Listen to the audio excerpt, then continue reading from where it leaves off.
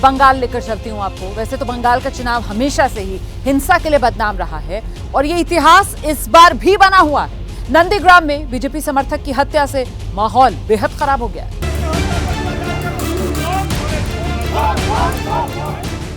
तस्वीरें नंदीग्राम की हैं, जो फिर सुलग रहा है। छठे चरण की वोटिंग से पहले नंदीग्राम जल रहा है। बीजेपी महिला कार्यकर्ता की हत्या के बाद नंदीग्राम का माहौल बिगड़ गया है।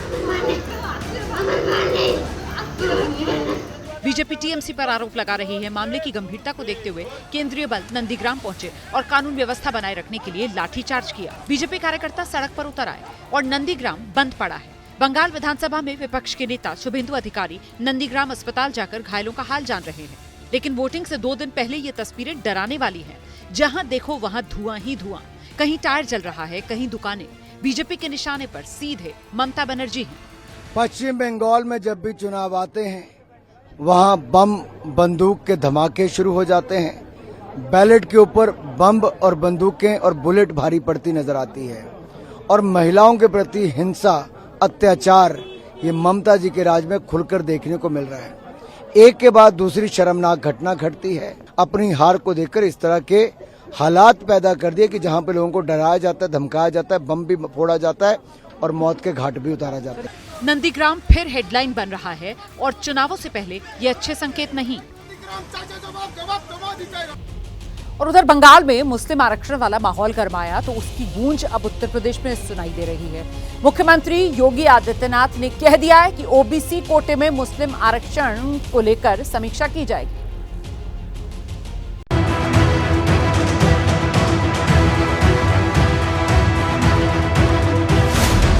दो चरण का बचा चुनाव, अब मुस्लिम ओबीसी आरक्षण पर तनाव। मुस्लिम आरक्षण पर कोलकाता हाईकोर्ट के फैसले का असर दूसरे राज्यों में दिखने लगा है। सूत्रों के मुताबिक यूपी में योगी सरकार सरकारी नौकरियों में मुस्लिम आरक्षण की समीक्षा कराने की तैयारी कर रही है। सरकार समीक्षा करेगी कि मुसलमानों को ओबीसी कोटे में कैसे आरक्षण मिला। योगी सरकार समीक्षा कराएगी कि यूपी में मुसलमानों को किस नियम के तहत ओबीसी कोटे में आरक्षण दिया गया। 24 से ज्यादा मुस्लिम जातियों को यूपी में ओबीसी कोटे में आरक्षण मिलता है। सूत्रों के मुताबिक समाजवादी पार्टी सरकार में इसके लिए नियम बनाए गए थे और अब इस नियम की समीक्षा की तैयारी में योगी की सरकार है। बताया जा रहा है कि अधिकारियों की ओर से ये निर्देश जारी किया गया है कि इस रिजर्वेशन की तमाम बारीकियों पर गौर किया जाए। इसके अलावा आरक्षण का लाभ पाने वालों की जानकारी भी मांगी गई है। छठे चरण से पहले समीक्षा वाली खबर से भूचाल आ गया। कांग्रेस ने इस पर तीखी प्रतिक्रिया दी। भाई आप इतने परेशान क्यों हैं? किसी भी चीज की समीक्षा करनी है 1 तारीख के बाद कर लीजिए। लेकिन चुनाव में नरेंद्र मोदी जी की और भारतीय जनता पार्टी के हार का डर, हताशा और निराशा इस कदर हो गई है आदरणीय योगी जी को कि हर काम को वो सांप्रदायिक चश्मे से देखने लगे हैं। हर काम में हिंदू मुसलमान करने लगे हैं। आरक्षण की जातियां आदरणीय योगी जी मंडल कमीशन में प्रिस्क्राइब्ड हैं जो काम करते हैं। आप कहिए, खुलेआम कहिए कि आप मंडल को नहीं मानते हैं। छठे और 7वें चरण में पूर्वांचल में वोटिंग होनी है। ये वो सीटें हैं जहां मुसलमानों की संख्या अच्छी खासी है। ऐसे में माना जा रहा है कि 1 जून तक ये मुद्दा गर्म मौसम की तरह गरमाने वाला है। और अब आपको इस वक्त की बड़ी खबर बता देते हैं। स्वाति मालीवाल के साथ जो कथित बदसलूकी कांड हुआ है उसके बाद स्वाति मालीवाल मीडिया के सामने आई हैं, बयान दिया है। स्वाति ने उस दिन के वाकये के बारे में बताया। स्वाति मालीवाल कह रही हैं कि केजरीवाल के पीए विभव ने उनके साथ मारपीट की। स्वाति बता रही हैं उन्हें गालियां दी गई। स्वाति ने यह भी कहा कि उस वक्त केजरीवाल घर में मौजूद थे।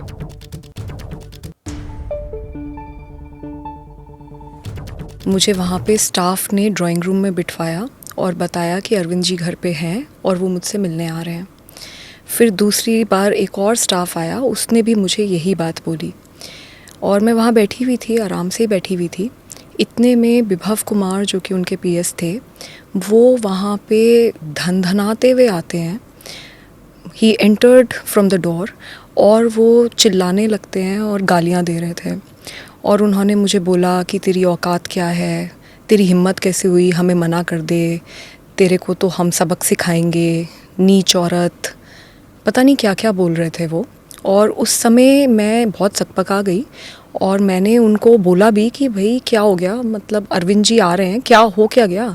तो इतना मैंने बोला और इतने में ही उन्होंने हाथ छोड़ दिया। उन्होंने मुझे 7-8 थप्पड़ पूरी ज़ोर से मारे। मैं सोफ़े पे बैठी थी, वो सामने खड़े थे और वो मारे ही जा रहे थे। मुझे बिल्कुल समझ नहीं आया कि क्या हुआ। इतने में मैंने अपने आप को बचाने के लिए अपने पैर से उनको पुश करने की कोशिश करी। तो जब मैंने उन्हें पुश करने की कोशिश करी तो उन्होंने मेरा पैर पकड़ लिया और मुझे नीचे घसीट दिया। उसमें मेरा सर भी जो वो सेंटर टेबल है उस पे जाके टकराया। मैं नीचे गिरी और फिर उन्होंने मुझे लातों से मारना शुरू किया। देश में 5 चरण का मतदान हो चुका है। छठे चरण का प्रचार खत्म हो चुका है। देश में ये चर्चा हो रही है कि कहां कौन जीत रहा है।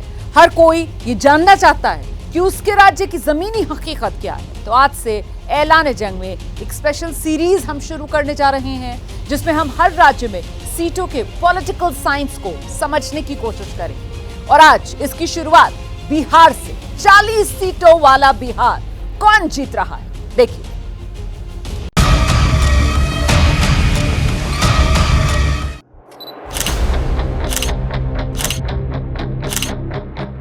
आज आपके लिए हमने सरप्राइज लाया है। ये क्या है? ये आज केक है और हम लोगों का 200 सभा आज होना है। तेजस्वी यादव ने बिहार में रैलियों का दोहरा शतक लगा दिया है। आइडिया कहाँ से आया आपको 200 का केक का? कुछ हम लोग कुछ नया करे, लोगों को मिर्ची लगे। आप सबको मिर्ची क्यों लगवाते हैं? अभी क्या ये भाईचारा वाला जो है ना, ये लोगों को मिर्ची लगना तय है। और उसी की खुशी में केक काटा जा रहा है। और जो लोग हमसे चल रहे हैं, नफरत कर रहे हैं, उनको लिए भी हम लोग केक खिलाना चाहते हैं। वो मीठा कर लीजिए, क्योंकि इस बार हम लोग का सरकार बनना है। वीआईपी के अध्यक्ष मुकेश सहनी के साथ तेजस्वी यादव लगातार चुनावी रैलियां कर रहे हैं और जिस तरह से तेजस्वी की रैलियों में भीड़ जुट रही है, उसने पॉलिटिकल पंडितों को हैरान कर रखा है। आप देख सकते हैं वो हेलीकॉप्टर जिसको हम बोलते हैं वो ट्रैक्टर है। ये मेरा 200वां सभा है, डबल सेंचुरी। लोग चर्चा कर रहे हैं कि क्या वाकई में बिहार में खेला हो गया है, क्या वाकई में बिहार का बैटल ग्राउंड बीजेपी पर भारी पड़ने वाला है। ये हेलीकॉप्टर देख रहे हैं, हम मुकेश जी, एक हेलीकॉप्टर, उनका 50 गो हेलीकॉप्टर। हम हेलीकॉप्टर को ट्रैक्टर बना दिए हैं, ब्लॉक के ब्लॉक उतार रहे हैं। एक हेलीकॉप्टर भारी है, उनके सब हेलीकॉप्टर।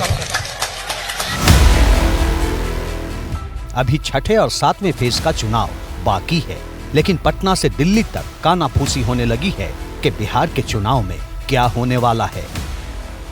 तो माहौल एकदम टनाटन है ना, हम टनाटन।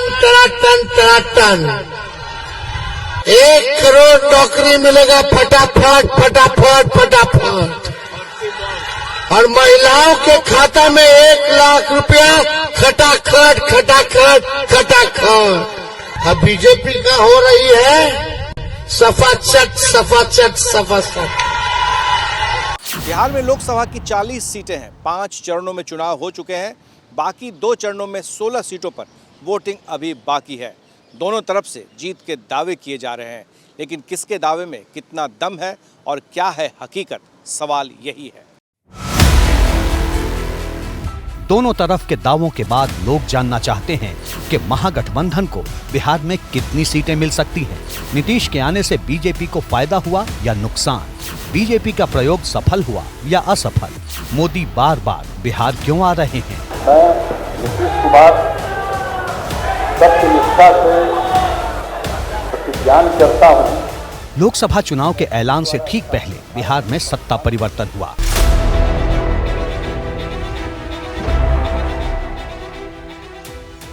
नीतीश कुमार तो मुख्यमंत्री की कुर्सी पर बने रहे, लेकिन बीजेपी विपक्ष से सत्ता में आ गई और तेजस्वी यादव सत्ता से विपक्ष में चले गए। बावजूद इसके लोकसभा चुनाव के प्रचार में तेजस्वी यादव न सिर्फ छाए हुए हैं, बल्कि ये दावा कर रहे हैं कि बिहार से एनडीए का सफाया हो गया है। चुपचाप, मौसम बदल रहा है, सरकार भी बदलेगा।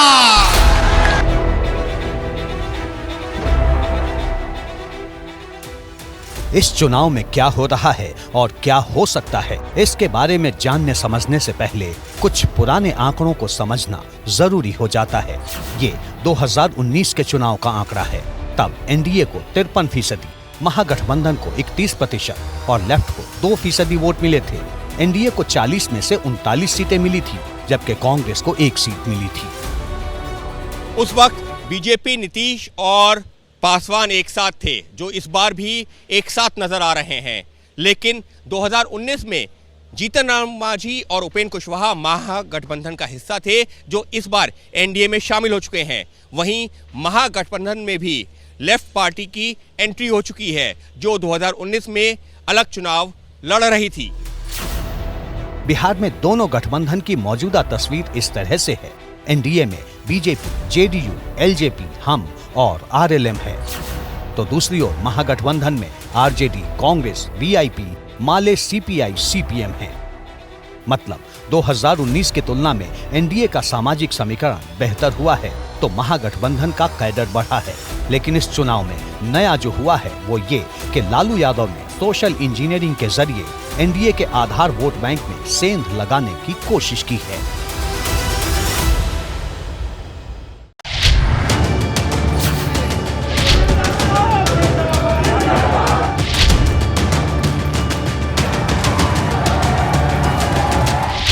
यादव और मुस्लिम दोनों ही आरजेडी का आधार वोट रहा है, लेकिन महागठबंधन ने इस बार 7 कुशवाहा के अलावा 3 भूमिहार जाति के उम्मीदवारों को उतारकर एनडीए के वोट बैंक में सेंध लगाने की पूरी कोशिश की। और ऐसा तब हुआ है जब बिहार में कुशवाहा जाति की राजनीति करने वाले उपेंद्र कुशवाहा एनडीए के साथ हैं और बिहार में बीजेपी ने जिस शख्स को अपना सबसे बड़ा चेहरा बना रखा है, वो सम्राट चौधरी भी इसी कुशवाहा बिरादरी से आते हैं।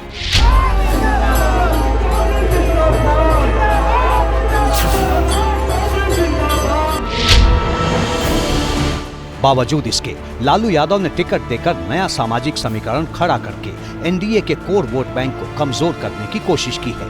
अगर लालू का ये प्रयोग पूरी तरह सफल हुआ तो कई सीटें ऐसी हैं जहां इस बार खेला हो सकता है।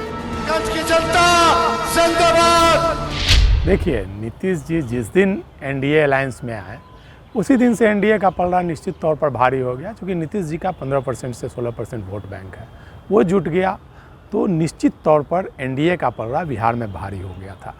ऐसा लग रहा था कि एनडीए 40 की 40 सीट इस बार जीतेगी, लेकिन लालू प्रसाद ने ऐसा समीकरण बनाया एनडीए का समीकरण को ध्वस्त करने के लिए। उन्होंने 8 कुशवाहा समाज को टिकट दे दिया, इसके अलावे कुर्मी समाज से अशोक महतो को टिकट दे दिया। तो उन्होंने सारा समीकरण जो एनडीए के पक्ष में लग रहा था कि पलड़ा भारी है, उसको उन्होंने ध्वस्त किया। जो एनडीए का मूल वोट बैंक था, कुर्मी, कोयरी, उसको उन्होंने तोड़ दिया। कोयरी का तो जहाँ जहाँ टिकट दिया वहाँ पर कोयरी समाज का, लगभग कुशवाहा समाज का 80% से ज़्यादा वोट उन्होंने अपने पाले में कर दिया।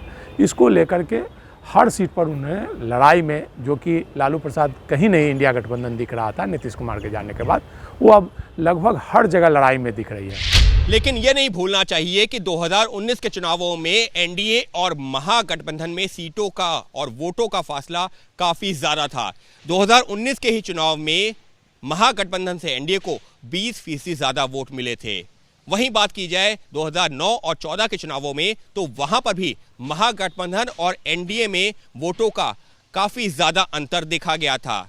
बात की जाए 2014 की, तो उस दौरान तो नीतीश कुमार एनडीए का हिस्सा भी नहीं थे, और वहीं 2009 में तो रामविलास पासवान एनडीए का हिस्सा नहीं थे। इसमें कोई दो राय नहीं कि नीतीश कुमार की पकड़ उस अति पिछड़ा वोट बैंक पर अब भी बनी हुई है, जिसकी चाहत बिहार के हर दल को है।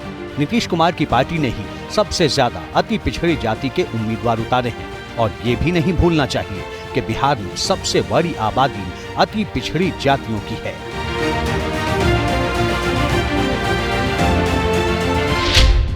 पिछले कई दशकों से नीतीश कुमार करीब 15% वोट बैंक पर अपनी पकड़ बनाए हुए हैं, और यही वो वोट बैंक है जो न बहुत ज्यादा चर्चा में होता है और न ही टूट पाता है।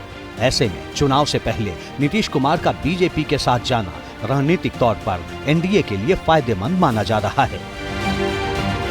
जो 5 चरणों का चुनाव हुए हैं तो कुछ सीटों पर लड़ाई है, बाकी सीटों पर देखा जाए तो एनडीए का पलड़ा निश्चित तौर पर भारी दिख रहा है।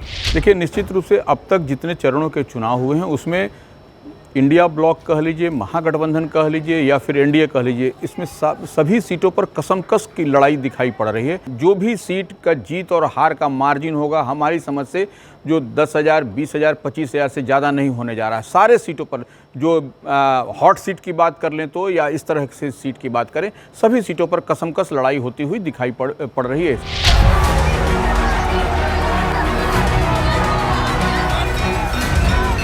बिहार की राजनीति के लिहाज से इस बात को भी समझना पड़ेगा कि प्रधानमंत्री नरेंद्र मोदी असमंजस में पड़े वोटरों को अपनी तरफ करने की कला जानते हैं।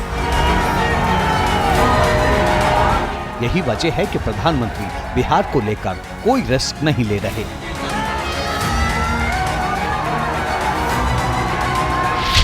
मोदी के वारिस कौन है आपके पास कोई नाम कि भाई मोदी इसको लेकर के जाएगा? कोई नाम नहीं है। क्यों? मोदी के वारिस आप हैं। मोदी के वारिस आप हैं। मोदी के वारिस आपका परिवार है। मोदी के वारिस आपके बच्चे हैं। और मुझे वारिस में आपको सब कुछ दे करके जाना है। मोदी बिहार में अब तक 12 रैलियां कर चुके हैं। 3 रैलियां 25 मई को करने वाले हैं। पटना में एक रोड शो कर चुके हैं। बीजेपी नेताओं के साथ कई दौर की मीटिंग कर चुके हैं। मैं तो जहां जाता हूं अपने काम का रिपोर्ट कार्ड देता हूं। मैं इंडी गठबंधन वालों से पूछता हूं, भैया बताओ, अरे तुम्हारा रिपोर्ट कार्ड क्या है? जो लोग नौकरी के बदले जमीन अपने नाम लिखवा ले, वो युवाओं के बारे में सोच सकते हैं क्या? जिनके जंगल राज में सिर्फ बम बारूद और कट्टों का कारोबार फला फूला, जिनके जंगल राज में भूमाफिया ही फले फूले, जिन्होंने बिहार को अपना और फिरौती की इंडस्ट्री दी। आज हमारे मित्र सुशील मोदी जी हमारे बीच नहीं है। इतिहास जब अवलोकन करेगा तो नीतीश जी और सुशील जी का नाम जंगल राज को समाप्त करने वालों में गिना जाएगा। असल में महागठबंधन के नेता बात तो A to Z की कर रहे हैं, लेकिन उनकी पूरी कोशिश बिहार में चुनाव को जाति पर ले जाने की है। लेकिन जाति की राजनीति को जो लोग सत्ता का साइंस समझ रहे हैं, उन्हें ये जानना जरूरी है कि ये चुनाव बिहार का नहीं बल्कि देश का है। और अंत में जवाब एक ही है कि मोदी के कद की काट विपक्ष के पास नहीं है। मोदी जी को जय श्री राम। मोदी जी को जय श्री राम। अब की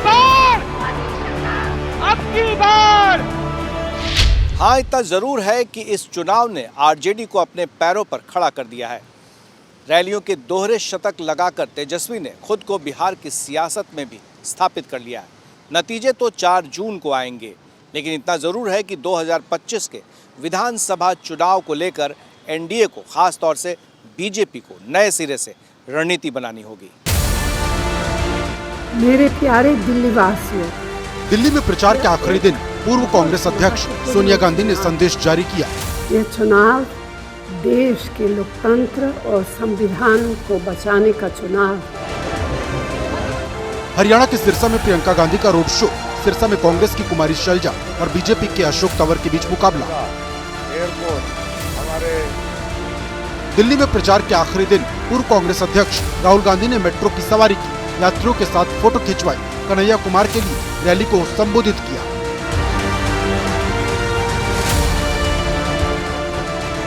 दिल्ली में मनोज तिवारी के समर्थन में देवेंद्र फडणवीस ने किया रोड शो, 7 सीट पर जीत की भविष्यवाणी की। मोदी जी के साथ है, 7 सीटें आएगी और मनोज तिवारी जी रिकॉर्ड वोटों से चुनकर आएंगे। यूपी के सीएम योगी आदित्यनाथ ने बलरामपुर में मां पाटेश्वरी मंदिर में की पूजा, जीत का आशीर्वाद मांगा।